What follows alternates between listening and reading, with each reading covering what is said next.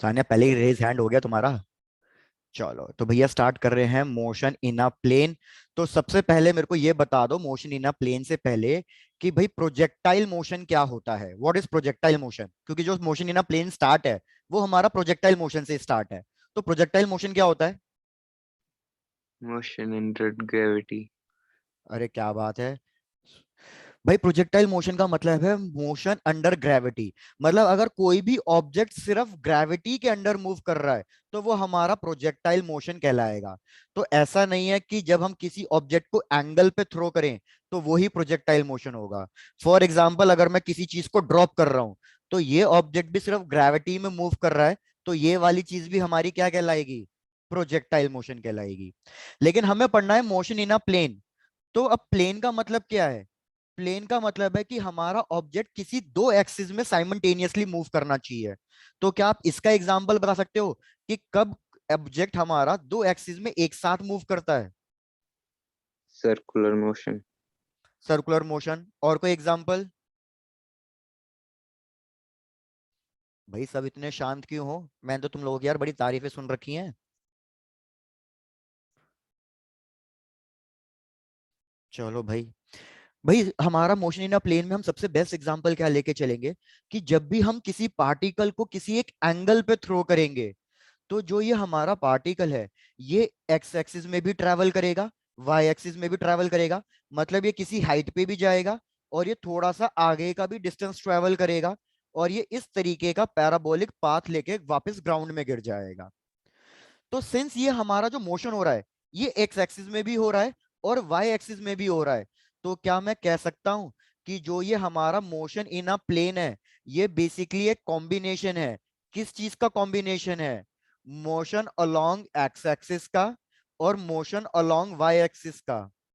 क्या ये चीज सब मान रहे हो?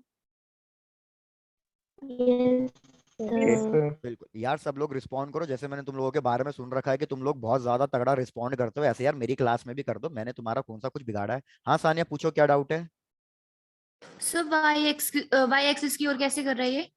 क्योंकि जब हम ऑब्जेक्ट को किसी एक एंगल पे थ्रो कर रहे हैं तो ये हमारा ऑब्जेक्ट कुछ ना कुछ हाइट कवर कर रहा है, मतलब ये ऊपर जा रहा है। तो इस केस में ऊपर जा रहा है तो मतलब वाई एक्सिस कवर हो रही है, और थोड़ा सा आगे जा रहा है तो मतलब एक्स एक्सिस भी कवर हो रही है। ठीक है। Yes sir. Done. तो मैं क्या बोल रहा हूँ, ये कॉम्बिनेशन है हमारा एक्स एक्सिस का और वाई एक्सिस का। अब इसको बेस्ट पढ़ने का मेथड क्या है कि यार आप इन दोनों एक्सिस को अलग अलग पढ़ो। दोनों एक्सिस को अलग अलग क्यों पढ़ रहे हैं? क्योंकि हमारे पास एक प्रिंसिपल है which is called as principle of physical independence. Principle of physical independence हमारे क्या कहता है कि यार जो एक्स एक्सिस का मोशन है और जो वाई एक्सिस का मोशन है ये दोनों बिल्कुल इंडिपेंडेंट मोशन है। इंडिपेंडेंट मोशन मतलब कि एक्स एक्सिस के अलोंग जो भी हो रहा है उसका वाई एक्सिस से कोई लेना देना नहीं है। सिमिलरली जो वाई एक्सिस में जो हो रहा है उसका एक्स एक्सिस से कोई लेना देना नहीं है। दोनों बिल्कुल अलग अलग तरीके से सॉल्व किए जा सकते हैं। So this principle is called as principle of physical independence. अब मेरे को बस इतना बता दो कि इतना बेसिक आपको आता है या नहीं आता। अगर ये मेरे को वेलोसिटी गिवन है किसी एक एंगल पे तो क्या मैं इसको दो पार्ट्स में, दो कंपोनेंट्स में स्प्लिट कर सकता हूँ? Yes sir. Yes sir. Yes sir. कौन से दो कंपोनेंट्स आएंगे भैया? एक तो आएगा ये हॉरिजॉन्टल फोर्स कंपोनेंट और और एक आएगा ये वर्टिकल कंपोनेंट। Vertical component. तो वर्टिकल कंपोनेंट। हॉरिजॉन्टल कंपोनेंट की वैल्यू क्या होगी इतना बता दो। Q U cos theta. Very good. इस हॉरिजॉन्टल कंपोनेंट की वैल्यू होगी यू कॉस थीटा। मतलब जिसके साथ भी एंगल बनता है वो हमेशा कॉस थीटा वाला टर्म होता है, और जिसके साथ एंगल नहीं बनता जो दूसरा वाला टर्म होता है उसकी वैल्यू क्या होती है? U sine theta. Very good, sine u theta. Sine theta. तो यहां तक कि अगर चीजें क्लियर हैं तो इसी बात पे एक क्वेश्चन भी हो जाए, सिंपल कॉन्सेप्चुअल क्वेश्चन है। Yes sir. चलो यस। तानिया आपको क्या डाउट आया इसमें पूछो। सर ये एक्स एक्सिस की तरफ यू cos थीटा और वाई एक्सिस की तरफ यू साइन थीटा कैसे आया? चलो बिल्कुल ये भी बता देता हूँ। हमें सानिया कैसा ट्रीट करना होता है, जो भी ये मेरे को वेलोसिटी गिवन है यू, आप इसको रिजल्टेंट मान लो। ठीक है। यस अब सर। आप जब दो कंपोनेंट्स में ब्रेक करते हो ना, तो अभी देखो मैंने इसको तो कौन से दो कंपोनेंट्स में ब्रेक किया था, एक ये हॉरिजॉन्टल और एक ये वर्टिकल। आप अभी फिलहाल के लिए क्या करो, क्या मैं इस वर्टिकल का पैरेलल यहां पे ड्रॉ कर सकता हूं? पैरेलल लाइंस तो हम ड्रॉ कर ही सकते हैं ना सानिया? बोलो सानिया, ये हो जाएगा वर्टिकल, ये हो जाएगा हॉरिजॉन्टल, कोई दिक्कत है इसमें? थोड़ा जल्दी बता दो। No sir, no sir. चलो डन। अब यार सीधी सीधी बात है, ये एक राइट एंगल ट्राइंगल बन गया है। ये अगर एक राइट एंगल ट्राइंगल बन गया है तो आप ट्रिग्नोमेट्रिक रेशियो यूज करोगे और किसी भी एक कंपोनेंट की वैल्यू निकाल लोगे। जैसे अगर मैं यूज करता हूं कॉस थीटा, तो कॉस थीटा का फॉर्मूला होता है बेस अपॉन हाइपोटेन्यूज। मेरे को बेस निकालना है तो ये हो जाएगा एच कॉस थीटा। तो इधर एच की वैल्यू किसके बराबर है? यू के बराबर है। तो मेरा ये बेस किसके बराबर हो जाएगा? यू कॉस थीटा के बराबर हो जाएगा। सिमिलरली आप यूज कर लो साइन थीटा। साइन थीटा होता है परपेंडिकुलर बाय हाइपोटेन्यूज। तो अगर मेरे को परपेंडिकुलर निकालना है तो ये हो जाएगा एच साइन थीटा। एच की वैल्यू है यू, तो ये हो जाएगा मेरा यू साइन थीटा। सानिया, क्या अब आपको क्लियर है पूरा? Sir okay done. तो मैं आपसे क्वेश्चन क्या पूछ रहा हूँ उस चीज को समझना। अभी बहुत सिंपल सा क्वेश्चन है लेकिन थोड़ा सा कॉन्सेप्चुअल क्वेश्चन है। भाई हमने क्या किया, हमने कोई एक बॉल ली और उसको ड्रॉप कर दिया है किसी एक पर्टिकुलर हाइट से। ये सपोज हाइट है h और यहां से मैंने बॉल को ड्रॉप कर दिया। अगर मैं बॉल को ड्रॉप कर रहा हूं तो इसकी इनिशियल वेलोसिटी कितनी होगी y डायरेक्शन में, नीचे की तरफ? 0. 0। Very good. सिमिलरली मैं क्या कह रहा हूं, अब मैंने एक दूसरा ऑब्जेक्ट लिया जो हाइट h से ही थ्रो कर रहा हूं, लेकिन हाइट h से मैं बिल्कुल हॉरिजॉन्टल थ्रो कर रहा हूं, बिल्कुल स्ट्रेट हॉरिजॉन्टल डायरेक्शन में। तो इस केस में सपोज इसकी वेलोसिटी ले लो u। इस बॉल को नीचे गिरने में कुछ ना कुछ टाइम लगा t1।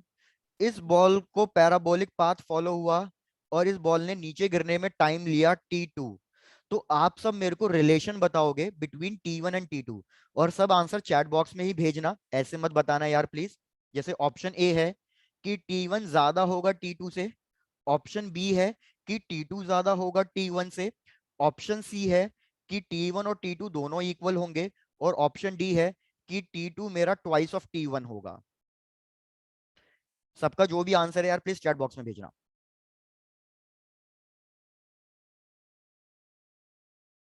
ठीक है, देखते हैं। R S good. ठीक है, डन डन डन।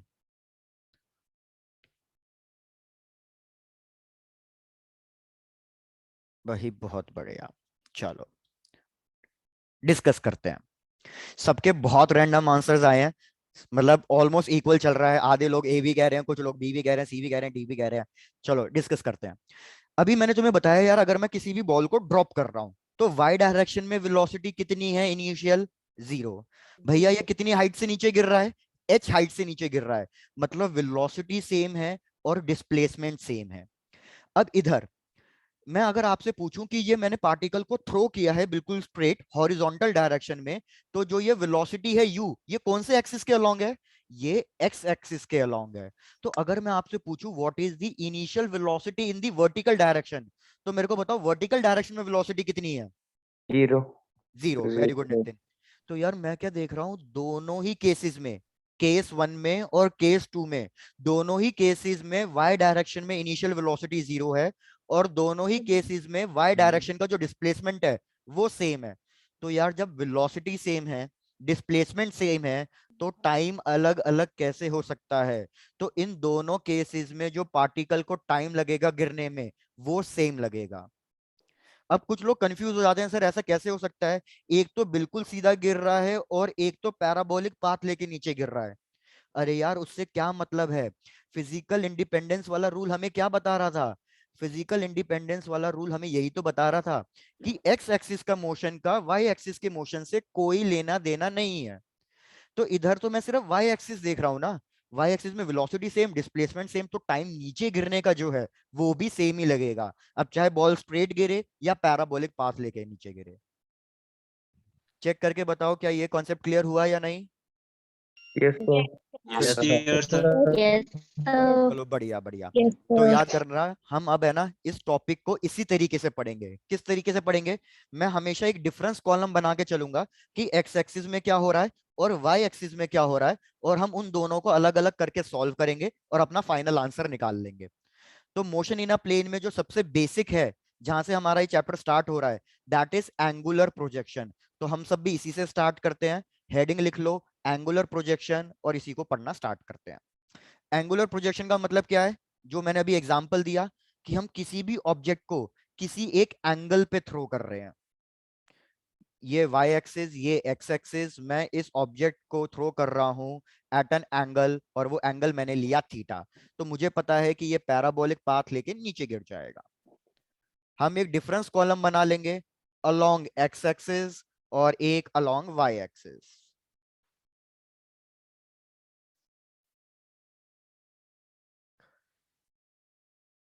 कर दूं स्टार्ट? Yes, sir. चलो Yes, sir. बढ़िया, चलो क्या बात है, बस हाँ बढ़िया बढ़िया। तो भाई सब लोग मेरे को फटाफट बता दो, what is the initial velocity along x axis. मतलब इस वेलोसिटी को मैंने स्प्लिट कर दिया x एक्सिस के अलोंग और y एक्सिस के अलोंग, तो initial U velocity x cos axis में theta. कितनी? Very good, u cos theta. तो यहाँ पे लिख देता हूँ u cos theta. What is the initial velocity along y direction? U Theta. Sine theta. भैया बहुत बढ़िया। अब एक बात बताओ कि y डायरेक्शन मतलब ऊपर या नीचे की तरफ कोई फोर्स लग रहा है क्या? y डायरेक्शन में कोई फोर्स Y. लग रहा है? फोर्स Y लग में रहा है, कौन सा फोर्स लग रहा है?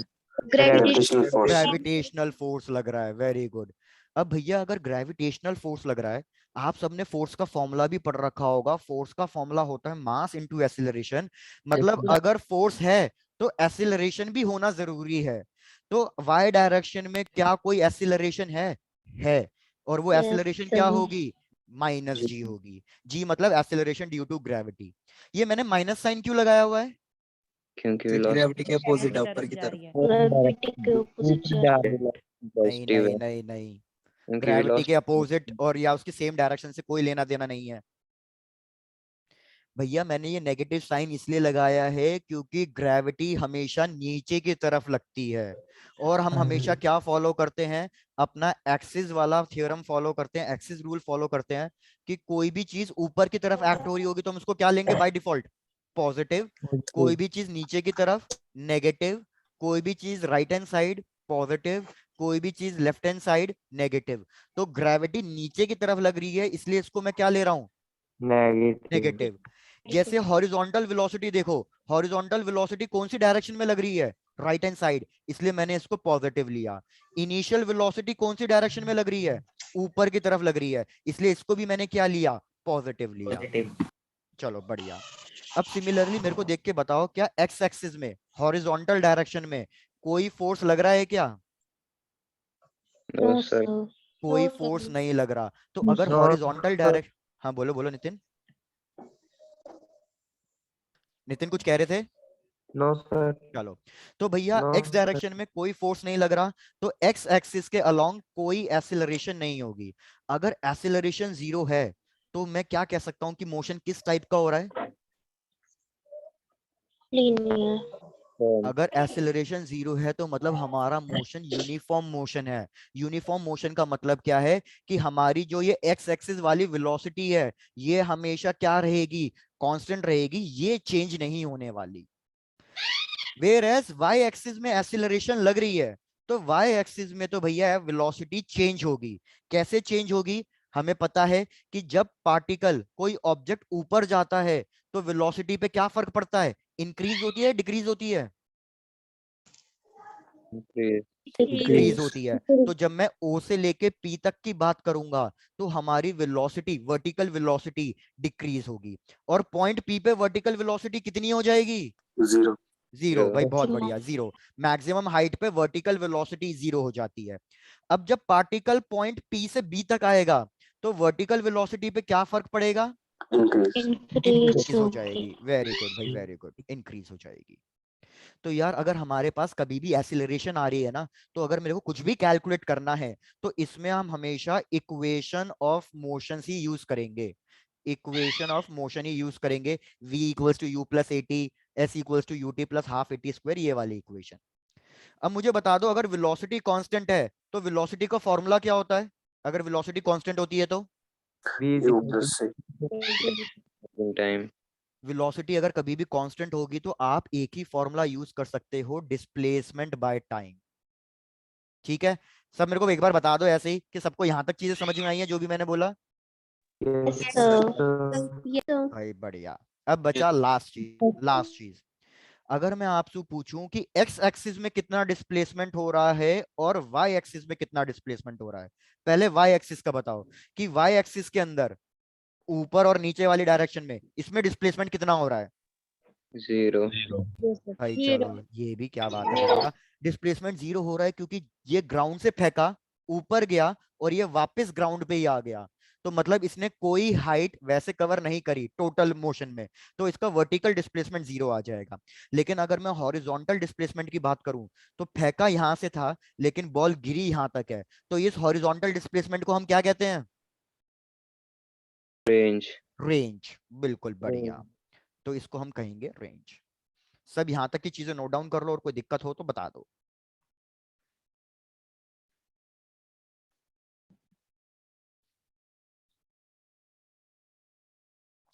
ऐसी रैंडमली एक दो बच्चों का नाम ले रहा हूं भैया, चेक करना आपको समझ में आया नहीं आया।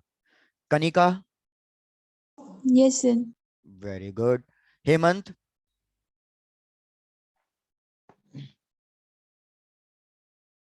Yes, sir. चलो डन।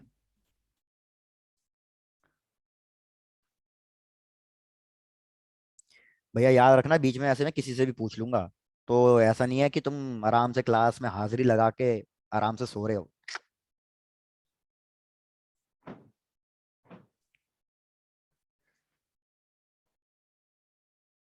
जैसी हो जाए भाई बता देना, आगे बढ़ चलेंगे। हो गया चलो डन। तो भैया हमने एक्स एक्सिस और वाई एक्सिस का डिफरेंस लिख लिया। अब हमें डायरेक्टली कुछ फॉर्मूले पढ़ने हैं, उस फॉर्मूले के हिसाब से कैलकुलेट करना है। तो जैसे सबसे पहला फॉर्मूला है मैक्सिमम हाइट का, मतलब इस ऑब्जेक्ट ने कुछ ना कुछ हाइट कवर करी थी मैक्सिमम, जिसपे मेरी वर्टिकल वेलोसिटी 0 हो गई थी। इस हाइट का फॉर्मूला बताओ किस किस को याद है। What is the formula for maximum height. U square sin square theta upon 2g. Very good. Formula है u square sine square theta by 2g।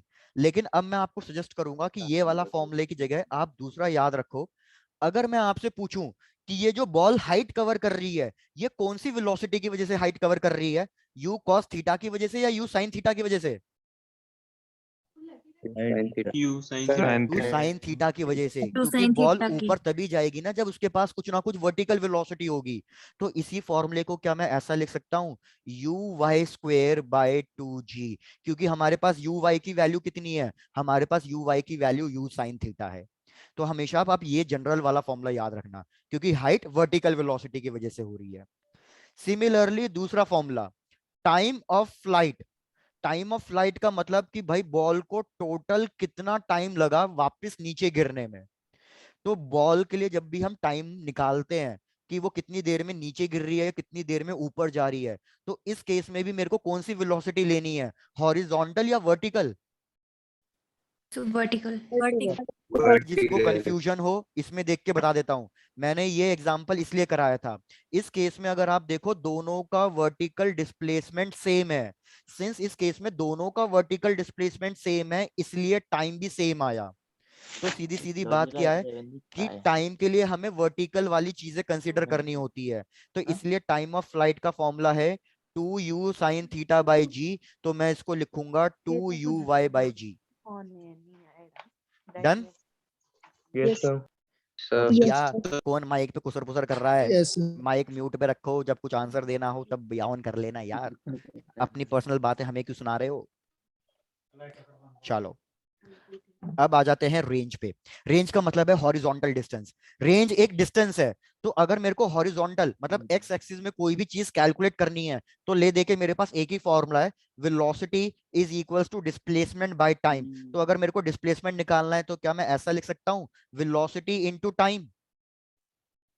Yes, लेकिन ये sir. वेलोसिटी कौन सी होनी चाहिए, वर्टिकल या हॉरिजॉन्टल। U cos theta. तो horizontal. Horizontal. तो अब इस सारे फॉर्मूले को सब्स्टिट्यूट कर देते हैं।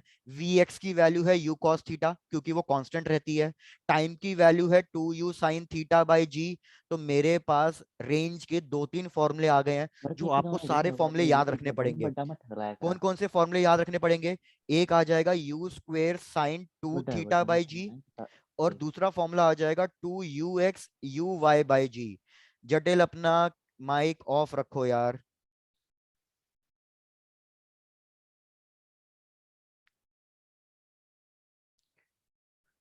तो रेंज के आपको ये सारे फॉर्मूले याद रखने पड़ेंगे। ux into t, u square sine 2 theta upon g, 2 into ux/uy और 2ux/uy/g।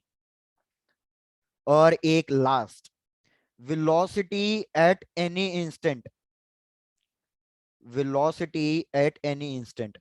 अगर मैं किसी भी एक टाइम की बात करूं, सपोज मैं कह रहा हूं यहां पे है पार्टिकल मेरा, तो इस पार्टिकल के पास कितनी वेलोसिटी होगी अभी? क्वेश्चन समझ में नहीं आया, रिपीट कर रहा हूं। मैंने कहा कि ये जो मेरा पार्टिकल है ये एक पैराबोलिक पाथ में जा रहा है। मैंने ऐसे रैंडमली कोई भी एक पॉइंट ले लिया। मैं कह रहा हूं इस पॉइंट पर इस पार्टिकल के पास कितनी वेलोसिटी होंगी?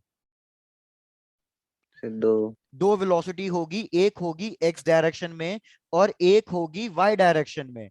एक्स डायरेक्शन वाली वेलोसिटी तो कांस्टेंट रहने वाली है, that is you cos theta. लेकिन अब आप मेरे को बताओ, आप ये वर्टिकल वेलोसिटी कैसे कैलकुलेट करोगे? U+80 वाला फॉर्मूला लगा। वेरी गुड अभी, u+80 वाला फॉर्मूला। तो इधर मैं लिखूंगा uy plus ay into T. तो मेरे पास vy का फॉर्मूला आ जाएगा, uy है u साइन थीटा, ay की वैल्यू है -g इंटू टी। अगर अब मैंने आपको vx कैलकुलेट करके दे दिया, vy कैलकुलेट करके दे दिया, मेरे को बताओ इन दोनों के बीच में कितना एंगल बन रहा है? 90 डिग्री। 90। क्या आप इन दोनों का रिजल्टेंट कैलकुलेट करके दे सकते हो? वी नेट, इन दोनों का रिजल्टेंट कैसे कैलकुलेट होगा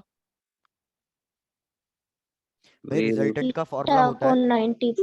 वेरी गुड, रिजल्टेंट का फॉर्मूला बता रहा हूँ। रिजल्टेंट का फॉर्मूला होता है a square plus b square plus 2ab cos theta. cos 90 हो जाता है 0 क्योंकि एंगल 90 है, cos 90 0। तो अल्टीमेटली मेरा वी नेट क्या बचा? वी नेट बचा a square plus b square, मतलब v x square plus v y square. अब बस यहाँ पे वैल्यू सब्स्टिट्यूट कर दो, तो मेरे पास वी एक्स की वैल्यू है u cos थीटा और वी वाई की वैल्यू कितनी है? u sine theta minus G T. जो भी क्वेश्चन में टाइम गिवन होगा, आप वो टाइम की वैल्यू सब्स्टिट्यूट करना यहाँ पे और हमारे पास नेट वेलोसिटी आ जाएगा। चेक करके बताओ यहां तक कोई दिक्कत? No sir. बढ़िया। तो अगर मैं No, एक sir. बिल्कुल सिंपल सा, जिसे मैं कहता हूँ फुद्दू क्वेश्चन, अगर मैं एक बढ़िया सा फुद्दू सा क्वेश्चन दे दूं तो कर दोगे solve? Yes, sir.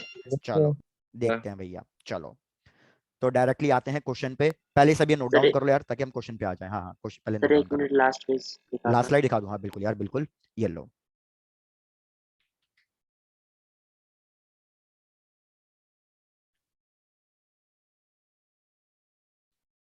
Aarish clear है?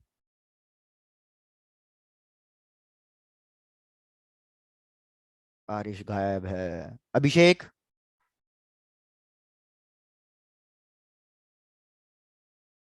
अभिषेक भी गायब है, अरे very good, done sir. Done. Aditi Yes, sir. Clear है आपको? Yes, sir. चलो बढ़िया। यार ये वाला भी नोट कर लिया है आपने?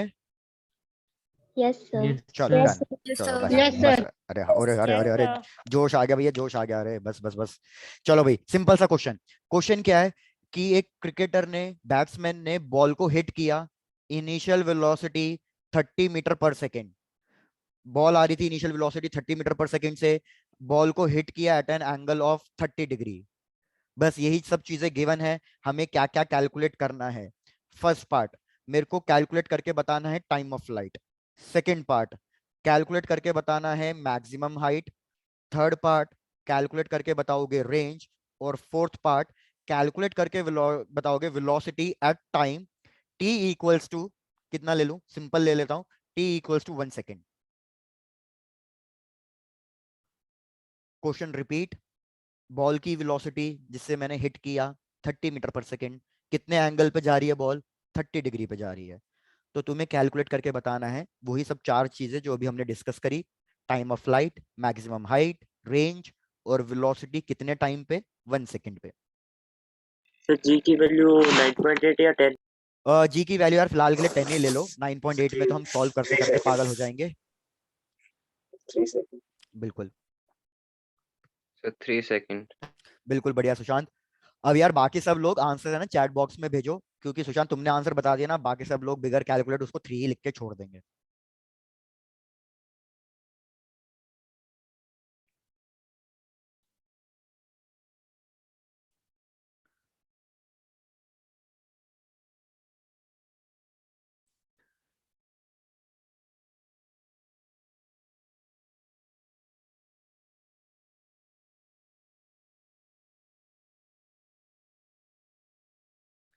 और भाई हिमाचल का वेदर कैसा हो रहा है? सर ठंडा है। ठंडा है, क्या बात है। हाँ, ये एस एस ने हैंड रेस किया है, पूछो।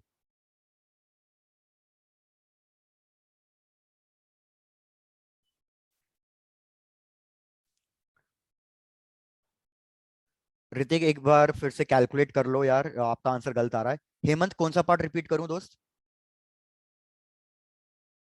क्वेश्चन ही रिपीट करना है क्या? अच्छा लास्ट वन, ठीक है। आप ये वाला पार्ट कह रहे हो क्या हेमंत, नेट वेलोसिटी वाला रिपीट करना है मेरे को? एक लास्ट कंफर्म कर दो, नेट वेलोसिटी वाला रिपीट करना है ना मेरे को? Okay done. हेमंत हम क्या कह रहे हैं कि हमें नेट वेलोसिटी फाइंड करनी है जब कोई पार्टिकल किसी भी एक रैंडम पॉइंट पे हो। क्योंकि देखो ना, जब कोई चीज को आप फेंक रहे हो तो वो ऊपर जा रही है और फिर नीचे आ रही है। मतलब एक पॉइंट यहीं भी हो सकता है, पॉइंट पी भी हो सकता है, कहीं पे भी हो सकता है। तो मेरे को क्या करना है, सपोज ये मैंने पॉइंट लिया था पी डैश, मेरे को इस पी डैश पे बताना है कि जो ये बॉल है उसकी वेलोसिटी कितनी है। लेकिन अगर आप कोई भी एक पॉइंट कंसीडर करो ना, हर पॉइंट पे पार्टिकल के पास दो वेलोसिटी है। कौन सी दो वेलोसिटी है? अगर वो एक्स डायरेक्शन में जा रहा है तो उसके पास एक्स डायरेक्शन में वेलोसिटी है, और ऊपर से वो नीचे या ऊपर भी जा रहा है तो उसके पास वर्टिकल वाली डायरेक्शन में भी वेलोसिटी है। तो मेरे को ये दोनों वेलोसिटी कैलकुलेट करनी होती है हेमंत, अलग अलग, एक्स डायरेक्शन वाली भी और वाई डायरेक्शन वाली भी। लेकिन एक्स डायरेक्शन में सबसे इजी बात क्या है, एक्स डायरेक्शन में हमेशा वेलोसिटी क्या रहती है, कांस्टेंट रहती है, वो चेंज नहीं होती। तो ये वाली वेलोसिटी को हम लिख देंगे यू कॉस थीटा। लेकिन वाई वाली डायरेक्शन में, वाई डायरेक्शन में एक्सीलरेशन है, और एक्सीलरेशन का काम क्या होता है, वेलोसिटी को चेंज कराना। तो इधर वेलोसिटी चेंज होगी तो हम उसको इक्वेशन ऑफ मोशन से कैलकुलेट करेंगे। V y is equal to u y plus a y t. मेरे को वी वाई कैलकुलेट करना है, तो यू वाई की वैल्यू, यू इनिशियल वेलोसिटी कितनी है, देखो यहां लिखी हुई है मैंने, u sine theta. Acceleration in the y direction कितना है, वो भी मैंने लिखा हुआ है, माइनस जी। और टाइम आपको क्वेश्चन में गिवन होगा, तो बस टाइम की वैल्यू रखकर आप वी एक्स और वी वाई दोनों की वैल्यू निकाल लोगे और फिर उसका रिजल्टेंट कैलकुलेट कर दोगे। रिजल्टेंट का formula a square plus b square plus 2ab cos theta. Angle हमें पता है एक्स एक्सिस में और वाई एक्सिस में एंगल कितना होता है, 90 डिग्री, और cos 90 जीरो होता है, तो ये पूरा टर्म कैंसिल हो जाएगा। तो बस बचेगा वी एक्स और वी वाई का स्क्वायर, बस उसकी वैल्यू सब्स्टिट्यूट करनी है। हेमंत चेक करो अभी भी कोई डाउट है या रिपीट करूं फिर से?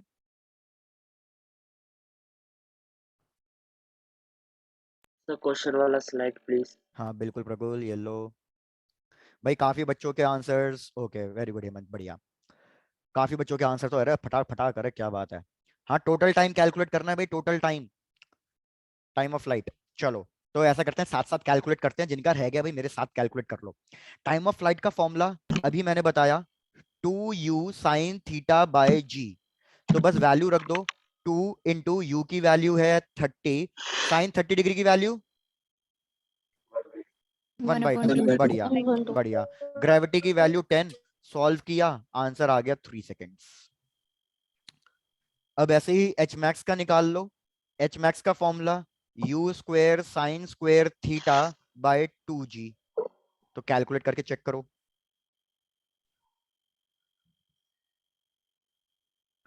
तो यू स्क्वायर हो जाएगा 30 इंटू 30, साइन 30 का स्क्वायर ये हो जाएगा 1/4 इंटू 2 इंटू ग्रेविटी की वैल्यू 10।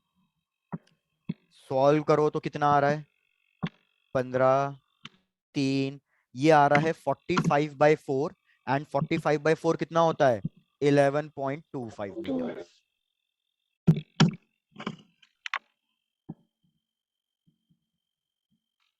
कोई ऐसा बच्चा जिसको डाउट हो पहले दो पार्ट्स में?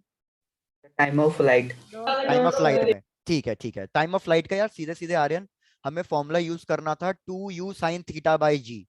तो देखो ना सारी वैल्यूज तो क्वेश्चन में गिवन है, 2 एज इट इज, u की वैल्यू कितनी गिवन है 30, और साइन 30 डिग्री कितना होता है हाफ, तो मतलब 1/2 हाफ, और ग्रेविटी की वैल्यू 10।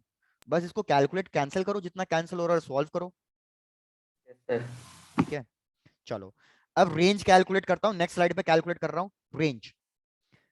तो रेंज अगर हम कैलकुलेट करेंगे तो भैया रेंज का फॉर्मूला था u square sine 2 theta by g. मैंने आपको बोला आप कोई सा भी फॉर्मूला यूज कर लो, आंसर तो सेम ही आएगा। तो u स्क्वेयर की वैल्यू 30 इंटू 30, साइन 2 थीटा मतलब बन जाएगा साइन 60 डिग्री, और साइन 60 डिग्री की वैल्यू √3/2, 2 और ग्रेविटी की वैल्यू 10। तो अगर मैं सॉल्व करूं, ये कटा, तो हमारे पास आ रहा है 45√3। ये रेंज है, √3 की वैल्यू रखने की जरूरत नहीं है यार, आप यहीं तक आंसर छोड़ सकते हो, 45√3। ये हो गया हमारा थर्ड पार्ट। अब आते हैं फोर्थ पार्ट पे। तो अगर मैं फोर्थ पार्ट देखूं तो फोर्थ पार्ट क्या हो जाएगा हमारा, वेलोसिटी एट एनी इंस्टेंट, मतलब वी नेट कैलकुलेट करना है। और अभी मैंने आपको वी नेट का फॉर्मूला लिखवाया। वी नेट का फॉर्मूला होता है u cos थीटा का whole square plus u sine theta minus g और t का होल स्क्वायर। सारी वैल्यूज रख दो और चेक करो आंसर कितना आ रहा है।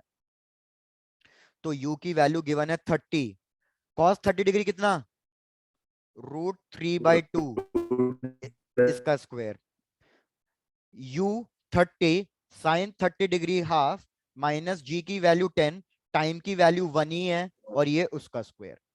तो भैया 30 और 2 को काटा 15, 15 का स्क्वायर और 3 का स्क्वायर, ये कितना आ रहा है चेक करो, बड़ी सी वैल्यू आ रही होगी। 675। बिल्कुल, तो ये हो जाएगा बेसिकली 15 का स्क्वायर 225 होता है, √3 का स्क्वायर 3 हो जाता है, तो बिल्कुल सही आंसर निकाला है, दैट इज 675।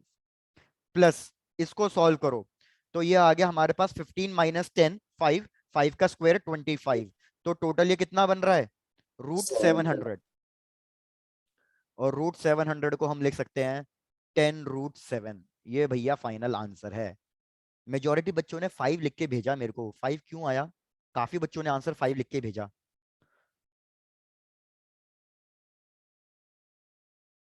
एक बार सब लोग चेक कर लो, किसी को किसी स्टेप में दिक्कत है तो यार पूछ लो, क्या पता मैंने गलती करी हो, तो मेरे स्टेप भी चेक कर लो।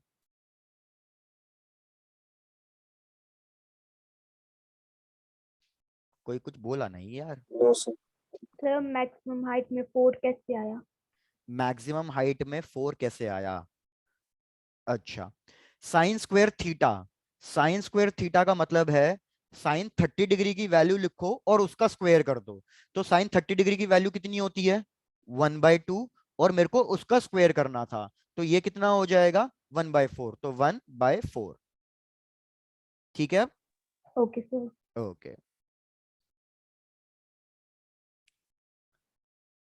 कुछ और दिक्कत किसी को?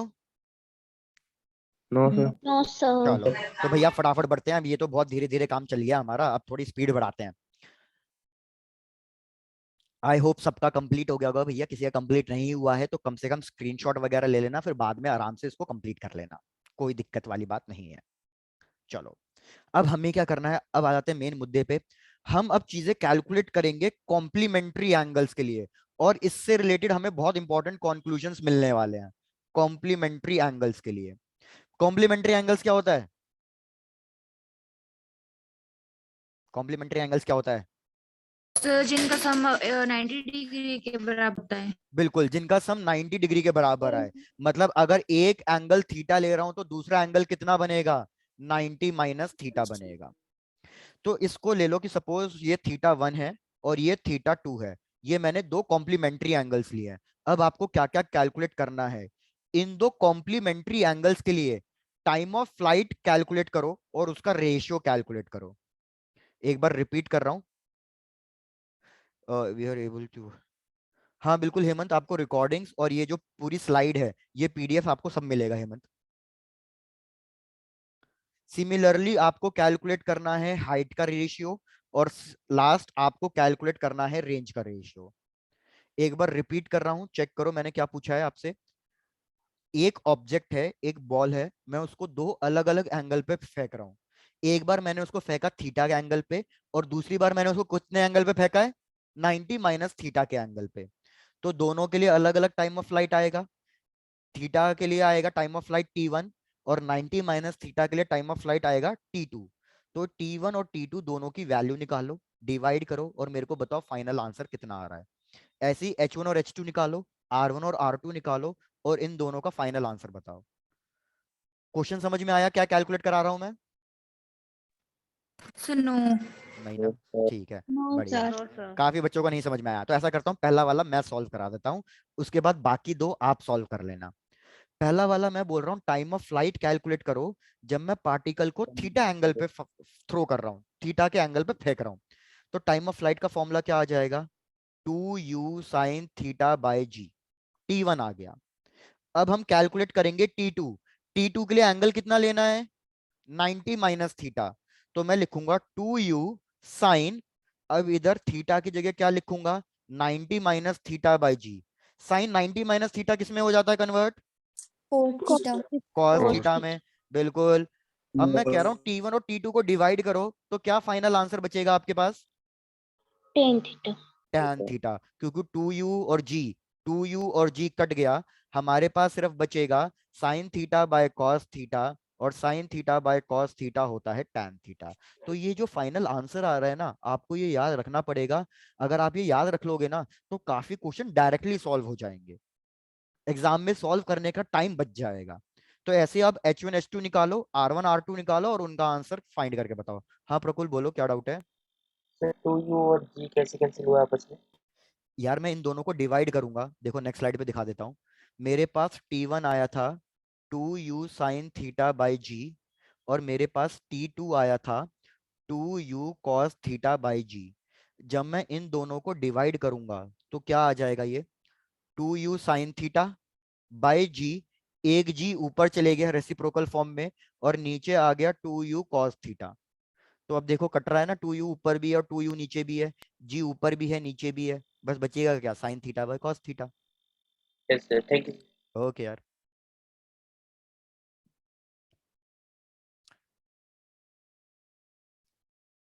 तो भाई मैं आंसर्स का वेट कर रहा हूँ, सब H1 H2 का भी बताना, R1 R2 का भी रेशियो लेके बताना।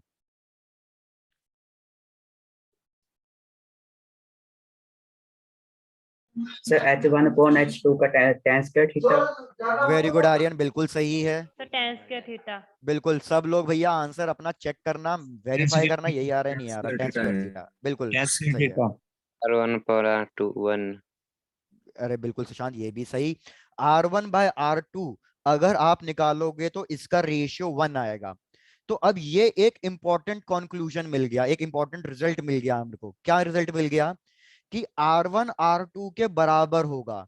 इसका मतलब क्या है, कि अगर कॉम्प्लीमेंट्री एंगल्स पे मैं किसी भी चीज को थ्रो करूं, तो वो हमेशा सेम डिस्टेंस पे जाके गिरेंगे। मतलब सपोज अगर मैं एक को 30 डिग्री पे फेंक रहा हूं, और दूसरी बॉल को 60 डिग्री पे फेंक रहा हूं, तो दोनों सेम जगह जाके गिरेंगे। क्या ये बात समझ में आई है? Yes, sir. चलो, तो ऐसा करता हूं, एक चीज पूछ लेता हूं तुमसे, सीधी सीधी बात, सोच के बताना। भाई एक बॉल को मैंने थ्रो किया, इनिशियल वेलोसिटी सेम है, इसको थ्रो किया 15 डिग्री पे, और दूसरी बॉल को थ्रो किया मैंने सेम वेलोसिटी से, लेकिन अब की बार मैंने एंगल लिया 75 डिग्री। तो मेरे को बताओ कौन सी बॉल की हाइट ज्यादा होगी, और कौन सी बॉल की रेंज ज्यादा होगी।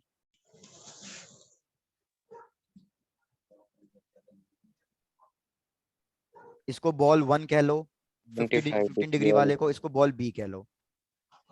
B2 की हाइट ज्यादा होगी। Very good. तो हमें पता, और u एक ही रेंज ज्यादा है। Range same.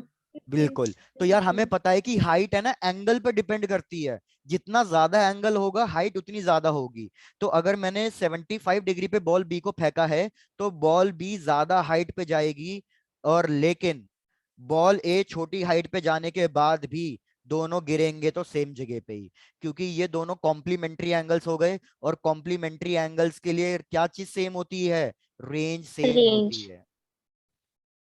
भैया डन डना डन है। Yes, Yes. sir. Yes.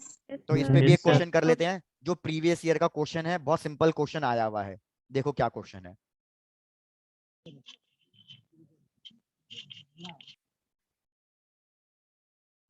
हमने टोटल फेंकी हैं 3 बॉलें, ball 1, ball 2 and this is ball 3। अगर आप नोटिस करो, तीनों बॉल की जो मैक्सिमम हाइट है वो कैसी है? सेम है। सेम। Same. डिफरेंस क्या आ रहा है? रेंज में आ रहा है। Suppose this is ball a, this is ball b and this is ball c. ठीक है, क्वेश्चन देखो, क्वेश्चन क्या पूछ रहा है वो। क्वेश्चन बोल रहा है कि find the relation between their initial velocities. Find the relation between their initial velocity. मतलब वर्टिकल वेलोसिटी किसकी ज्यादा किसकी कम, हॉरिजॉन्टल वेलोसिटी किसकी ज्यादा किसकी कम, आपको ये बताना है। यूएक्स किसका ज्यादा किसका कम, यू वाई किसका ज्यादा किसका कम, आपको रिलेशन बताना है वेलोसिटी का। क्वेश्चन सबको समझ में आ गया है ना? Yes sir. बढ़िया, चलो भैया, मजेदार।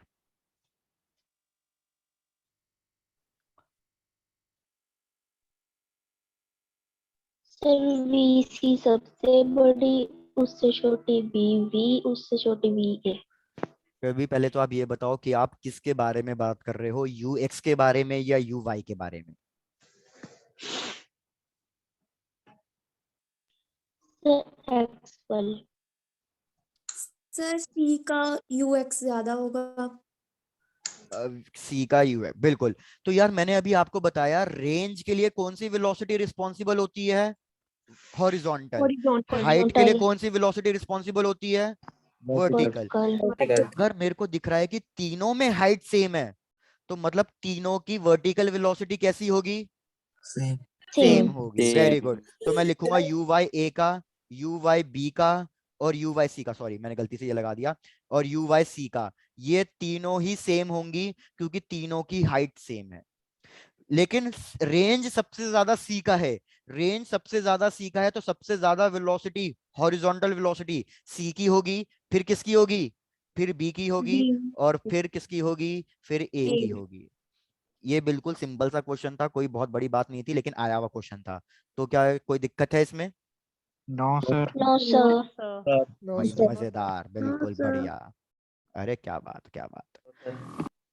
तो एक और क्वेश्चन है, और जो ये क्वेश्चन का आंसर निकलेगा, आपको वो आंसर याद रखना है। क्या क्वेश्चन है? Find the relation between horizontal range and maximum height for an angle theta. For an angle theta मतलब मैं किसी एक पार्टिकल को थ्रो कर रहा हूं एक एंगल थीटा पे, तो आपको बताना है कि आर बाय एच किसके बराबर होगा। आर और एच के बीच में रिलेशन बताना है। तो कैलकुलेट करके बताओ कितना आ रहा है।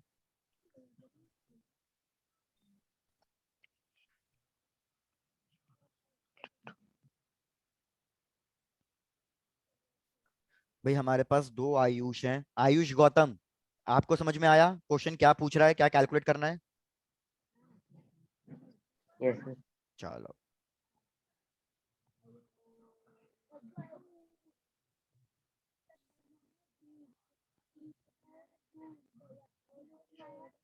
Sir, sin theta upon G.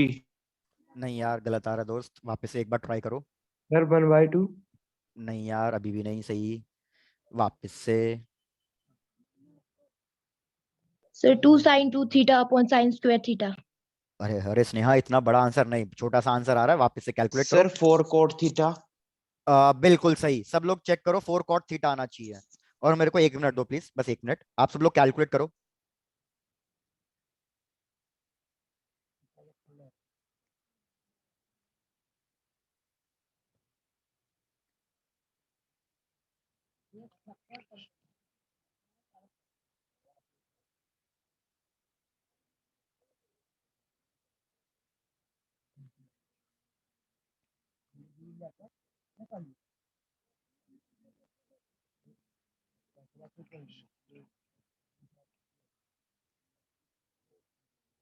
और कोट थीटा रेंज के लिए। अच्छा ओए ओए सब लोग ट्राई कर लो यार, बस मेरे को 1 मिनट दो, सब लोग ट्राई करो इसे। 2 sin theta 2 sin theta 90 degree and 2 cos theta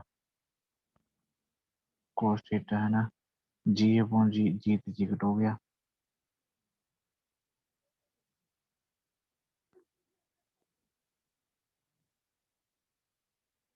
ninety degree वगैरह एंगल होगा।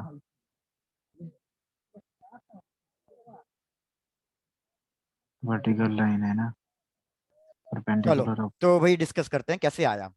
बस यार इसमें सिंपल सीधा फॉर्मूला ही तो रखना था। अगर मैं किसी भी चीज को थीटा एंगल पे फेंक रहा हूं तो मेरे को बताओ रेंज का फॉर्मूला क्या होता है। यू स्क्वायर sin 2 थीटा बच। Very good, u square sine 2 theta divided by g. लेकिन अगर मैं साइन 2 थीटा में आंसर लिखूंगा ना तो मेरा कुछ भी कैंसिल नहीं होगा। तो मेरे को साइन 2 थीटा की आइडेंटिटी रखनी पड़ेगी।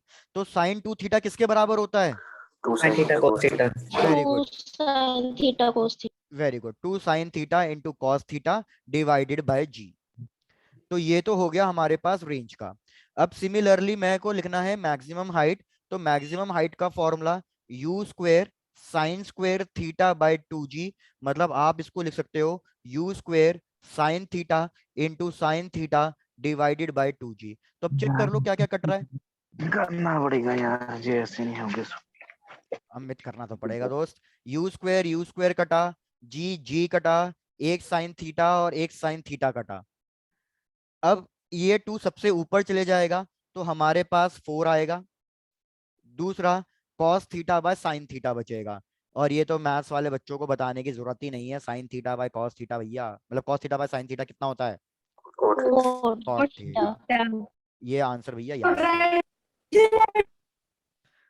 Sign theta bye cos theta tan theta होता है, इधर cos theta by sine theta है वो cot थीटा होगा। Yes, sir. हम्म।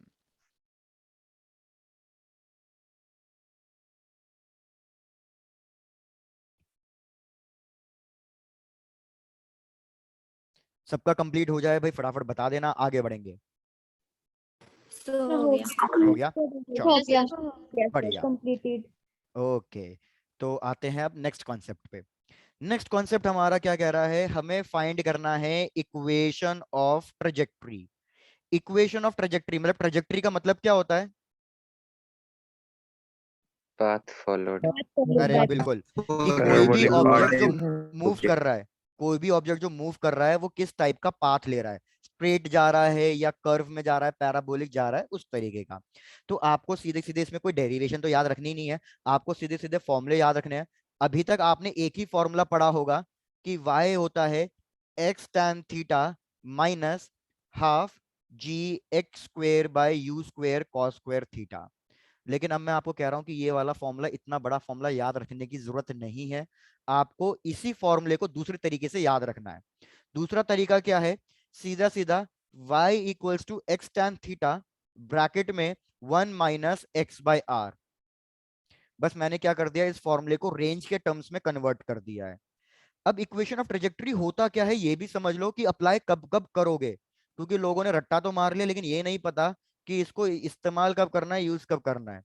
भाई सीधी सीधी बात है, मैं कह रहा हूं कि कोई भी ऑब्जेक्ट है वो इस तरीके के पैराबोलिक पाथ में जा रहा है। अगर तुम देखो सपोज इस पर्टिकुलर पॉइंट के लिए, पॉइंट पी के लिए देखो, तो पॉइंट पी के वक्त क्या हो रहा है, बॉल ने कुछ ना कुछ वर्टिकल डिस्प्लेसमेंट भी कवर किया है, बॉल ने कुछ ना कुछ हॉरिजॉन्टल डिस्प्लेसमेंट भी कवर किया है। तो पॉइंट पी पे अगर मेरे को y की वैल्यू पता है तो मैं ये कैलकुलेट कर सकता हूं कि भैया ये बॉल स्टार्टिंग पॉइंट से कितना दूर गई है। या मैं ये भी कह सकता हूं कि अगर मेरे को ये पता है कि बॉल स्टार्टिंग पॉइंट से कितना दूर है तो उस वक्त वो कितनी हाइट पे होगी। मतलब x और y का रिलेशन हमारा क्या कहलाता है, इक्वेशन ऑफ ट्रेजेक्ट्री कहलाता है। समझ में आया या नहीं। Yes, sir. दोबारा Yes, sir. दोबारा दोबारा। भाई सीधी सीधी बात है, मैं कह रहा हूं कि मैंने किसी भी बॉल को थ्रो किया, किसी भी बॉल को फेंका। अगर मैंने किसी भी बॉल को फेंका तो सपोज मैं कह रहा हूं कि भैया 1 मीटर के डिस्टेंस पर जब बॉल 1 मीटर आगे चली गई थी तो वो अभी कितनी हाइट पर है ये पता करके बताना है। तो अगर मैंने आपको ये बता दिया कि वो 1 मीटर की दूरी पे है, बस मैं आपसे यही तो पूछ रहा हूँ कि वो कितनी हाइट पे होगी, तो मतलब मेरे को कौन सी फॉर्मूला यूज करना है, कौन सा इक्वेशन यूज करना है, इक्वेशन ऑफ ट्रेजेक्टरी यूज करना है। क्लियर है? Yes, sir. Done done done.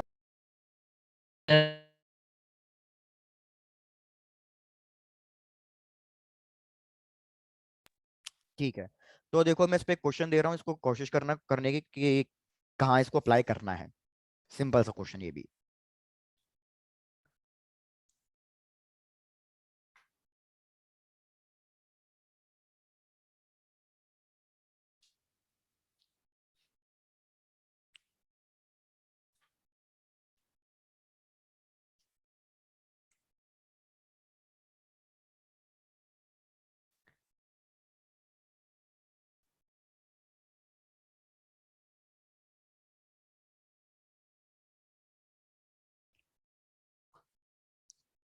पहले सारी वैल्यूज लिख रहा हूँ कि क्वेश्चन में क्या क्या गिवन है, उसके बाद फिर आपको एक्सप्लेन करता हूँ कि क्या कैलकुलेट करना है।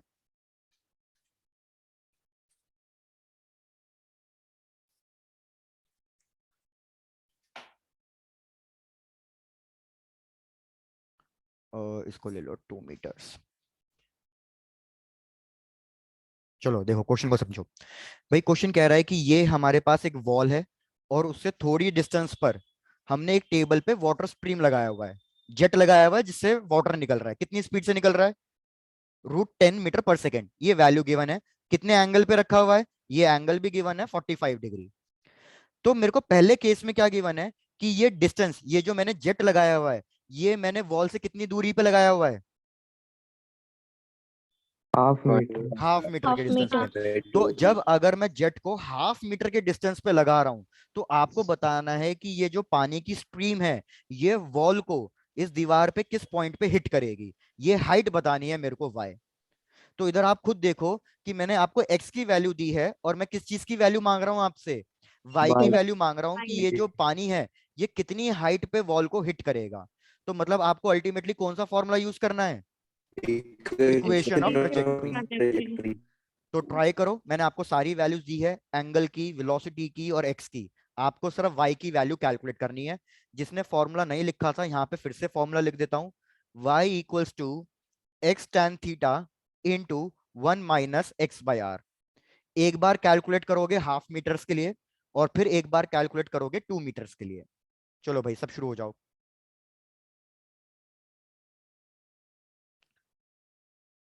बस ये लास्ट क्वेश्चन है, कोई इतनी बड़ी बात नहीं है, लास्ट क्वेश्चन।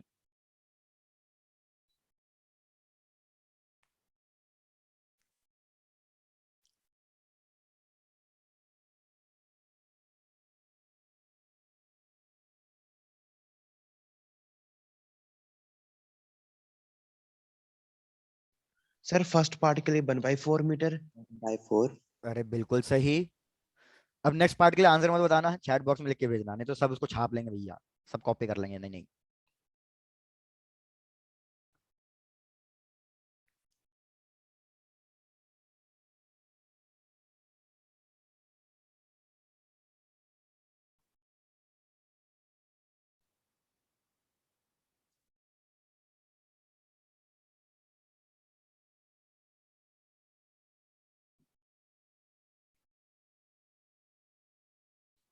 भाई सब लोग चेक करते रहे ना, सबको समझ में आ भी रहा है या नहीं आ रहा जो मैं पढ़ा रहा हूँ। कहीं पे भी कोई डाउट लगे तो पूछ लेना।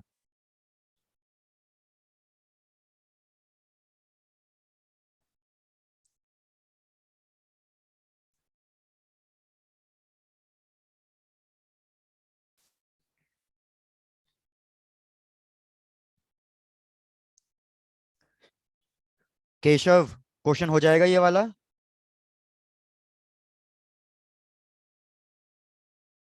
मनीष? Yes sir. चलो डन। क्या बात है भाई, हमारे पास 3 पलक है, एक पलक, एक पलक शर्मा, एक पलक ठाकुर। तीनों पलक बता दो। क्लियर है यहाँ तक? क्वेश्चन हो जाएगा सॉल्व? Yes, sir. चलो गुड, Yes, sir. बढ़िया। Yes, sir. ओके तो भाई तीनों का आंसर आ गया है, मतलब तीनों का जवाब आ गया है। चलो भाई बिल्कुल सही, काफी बच्चों ने तो कैलकुलेट करके आंसर भेज दिया है। वेरी सही है, कौशिक सही है आंसर, वेरी गुड यार। शिवानी आपका चेक कर लो एक बार आंसर, कहीं हल्की सी कैलकुलेशन में मेरे ख्याल से गलती है। चलो तो ऐसा करते हैं, सॉल्व करते हैं साथ साथ। सबसे पहले फर्स्ट पार्ट का सॉल्व करता हूं। तो फर्स्ट पार्ट का सॉल्व करने के लिए सबसे पहले तो मेरे को रेंज कैलकुलेट करनी पड़ेगी इस फॉर्मूले में। तो रेंज कैलकुलेट करके रखते हैं हम। रेंज का formula u square sine 2 theta divided by g. तो यू स्क्वेयर की वैल्यू मतलब √10 स्क्वेयर, साइन 2 थीटा बन जाएगा साइन 90, 45 का डबल, डिवाइडेड बाय जी। जी की वैल्यू फिलहाल के लिए 10 ही ले रहे हैं, मैंने आपको कह दिया था।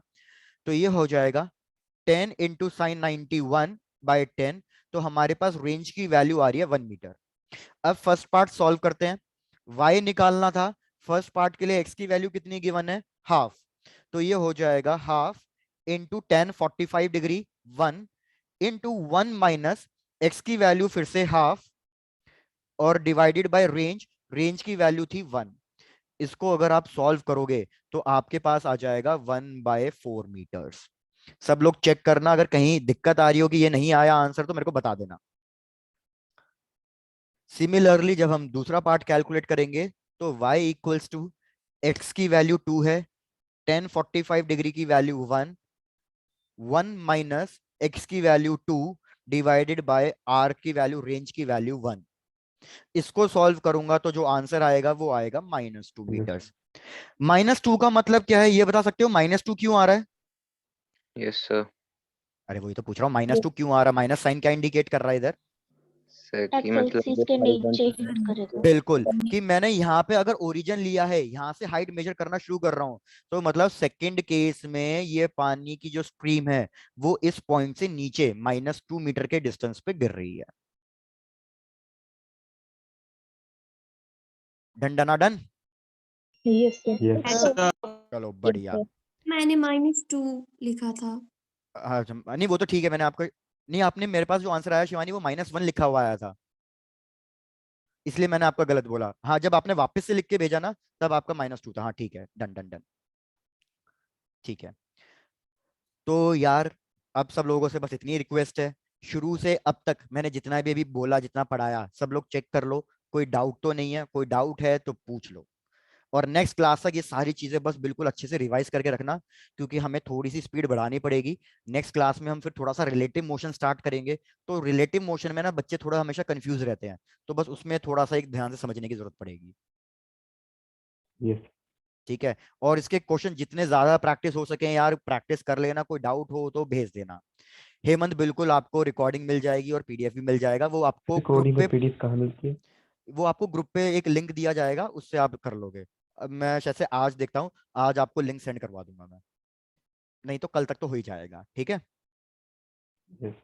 Okay sir. डन। यस तो भाई आई होप सबको मजा आया हो। Tatas bye bye and enjoy. Thank you sir. Thank you okay यार, sir. Take care, bye bye. Thank you sir. Okay यार, bye bye bye bye. Thank you यार, thank you so much. Good luck.